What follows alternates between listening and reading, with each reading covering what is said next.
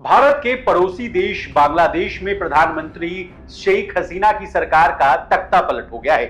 शेख हसीना के प्रधानमंत्री पद से इस्तीफा देने और देश छोड़ने के बाद भी बांग्लादेश की स्थिति काबू में नहीं है।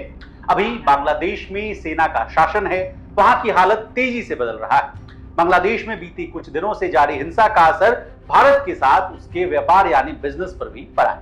ऐसे में एक बड़ा सवाल यह है कि बांग्लादेश की इस अस्थिरता का भारत की इकोनॉमी को फायदा होने वाला है या नुकसान। इसके अलावा बांग्लादेश में भारतीय कंपनियों का क्या होगा और तो और बांग्लादेश में जारी हिंसा से कितने करोड़ों रुपए का कारोबार अफेक्ट होगा यानी प्रभावित होगा, जानेंगे सब कुछ आज के इस रिपोर्ट में।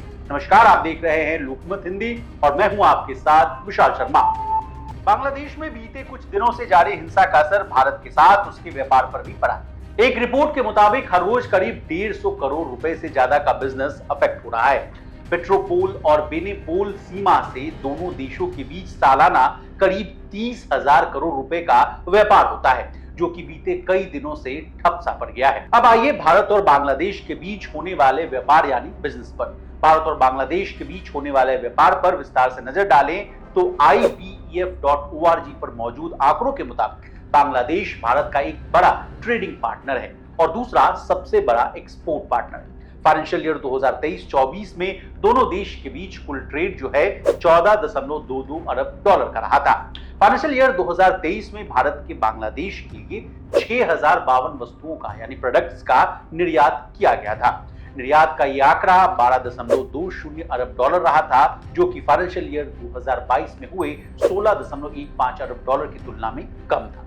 अब ट्रेडिंग पार्टनर की बात चल रही है तो भारत से बांग्लादेश भेजी जाने वाली प्रमुख कमोडिटीज यानी वस्तुएं और बांग्लादेश से भारत आने वाली प्रमुख वस्तुओं की जानकारी जरूर होनी चाहिए।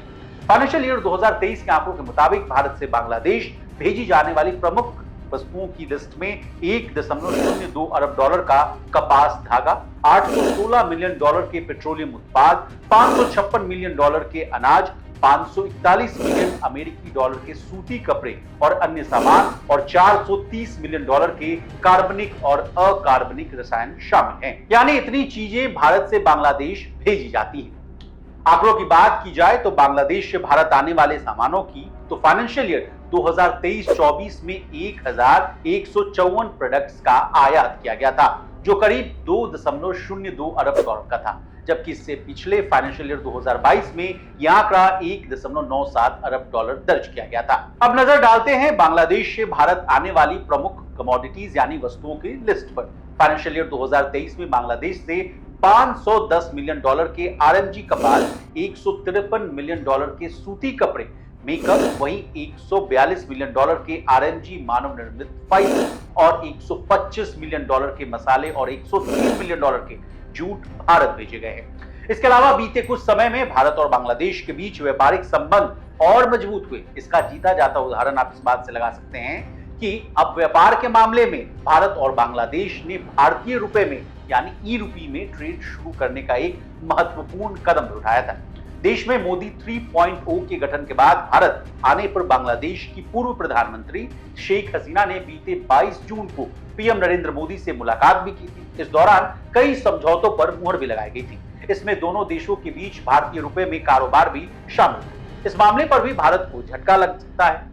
अब भारत की कुछ बड़ी कंपनियों ने बांग्लादेश में निवेश किया है, जिसमें Marico, Emami, Dabur, Asian paints, Pidilite, Godrej, Sun Pharma, Tata Motors और हीरो मोटोकॉर्प जैसी प्रमुख कंपनियों के नाम शामिल हैं। बांग्लादेश पर संकट गहराने से इन कंपनियों के बिजनेस पर भी सीधा असर होता हुआ नजर आ रहा है। बता दें, बांग्लादेश में चल रहे राजनीतिक संकट के कारण मैरिको लिमिटेड के शेयर में मंगलवार को भी शुरुआती कारोबार में करीब 4% की गिरावट देखी गई थी, यानी डेंट पड़ा था। बता दें, भारत ने बांग्लादेश की तमाम विकास परियोजनाओं में करीब 70,000 करोड़ रुपए का इन्वेस्टमेंट किया है। जाहिर है कि उसके साथ आई समस्या का असर देश के इस निवेश पर भी पड़ सकता है। भारत ने रेल, रोड और शिपिंग यार्ड बनाने सहित कई इंफ्रास्ट्रक्चर प्रोजेक्ट्स में पैसे लगाए हैं। एक अनुमान के मुताबिक भारत ने बांग्लादेश के करीब 93 प्रोजेक्ट्स में पैसे लगाए। अब जाते जाते बांग्लादेश और LIC वाला मामला क्या है ये भी समझ लीजिए। बीमा कंपनी भारतीय जीवन बीमा निगम एशिया की सबसे बड़ी बीमा कंपनी।